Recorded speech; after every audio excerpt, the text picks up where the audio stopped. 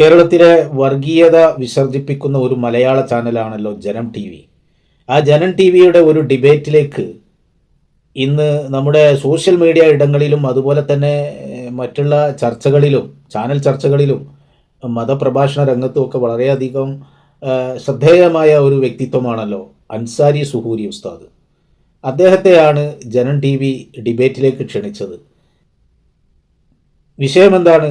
തമിഴ്നാട്ടിൽ തൊട്ടടുത്തായി പ്രവർത്തിച്ചു പോരുന്ന ഒരു ക്ഷേത്രവും അതുപോലെ തന്നെ ഒരു ദർഗയുമുണ്ടത്രേ. അപ്പോൾ അവിടെ ഈ മൃഗബലി നടക്കുന്നുണ്ട്. അപ്പോൾ അത് കാരണം അവിടെ എന്തൊക്കെ ഒരു തർക്കങ്ങളും മറ്റുമൊക്കെ ഉണ്ട്. അപ്പോൾ അതിനെക്കുറിച്ചൊന്ന് ചർച്ച ചെയ്യാമെന്ന് പറഞ്ഞുകൊണ്ടാണ് അദ്ദേഹത്തെ വിളിക്കുന്നത്. നോക്കൂ നിങ്ങൾ, കേരളത്തിൽ എത്ര വിഷയങ്ങൾ ചർച്ച ചെയ്യാനുണ്ട്. മദ്യം, മയക്കുമരുന്ന്, ലഹരി തുടങ്ങിയിട്ടുള്ള ഒരുപാട് തിന്മകളെക്കുറിച്ച് കേരളത്തിൽ തന്നെ ചർച്ച ചെയ്യാനുണ്ട്. അതിക്കും പുറമെ ഇപ്പോൾ നിയമസഭാ സമ്മേളനങ്ങളൊക്കെ നടന്നുകൊണ്ടിരിക്കുകയാണ്. അതിലുള്ള പല വിഷയങ്ങളെക്കുറിച്ച് ചർച്ച ചെയ്യാനുണ്ട്. അതുപോലെ സ്വകാര്യ മേഖലയുള്ള സർവകലാശാല തുടങ്ങുന്നതിനെക്കുറിച്ചൊക്കെ അങ്ങനെ ഒട്ടേറെ വിഷയങ്ങൾ ചർച്ച ചെയ്യാനുള്ളപ്പോഴാണ് ഈ ജനം ടി വിയിലെ ചർച്ചയ്ക്ക് വേണ്ടിയിട്ട് തമിഴ്നാട്ടിൽ ഒരിടത്തുള്ള ദർഗയെക്കുറിച്ചും ഒരു ക്ഷേത്രത്തെക്കുറിച്ചും അവിടെ നടക്കുന്ന കാര്യങ്ങളെക്കുറിച്ചും ഒക്കെ ചർച്ച ചെയ്യാൻ ഈ ജനം ടി വി അതിന് സമയം കണ്ടെത്തുന്നത്.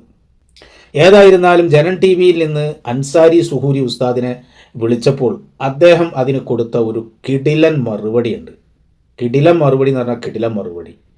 ഇത്തരത്തിൽ നാട്ടിലും സമുദായങ്ങൾക്കിടയിലുമൊക്കെ വർഗീയ വിദ്വേഷം പരത്തി ചേരിത്തിരിവുണ്ടാക്കാനും അതുപോലെ തന്നെ പ്രശ്നങ്ങൾ സൃഷ്ടിക്കാനുമൊക്കെ ശ്രമിക്കുന്ന ഇത്തരത്തിലുള്ള ജനം ടി വിയെ പോലുള്ള ചാനലിനൊക്കെ കൊടുക്കേണ്ടതായ ഒന്നാം തരം മറുപടിയാണ് അദ്ദേഹം കൊടുത്തിട്ടുള്ളത്.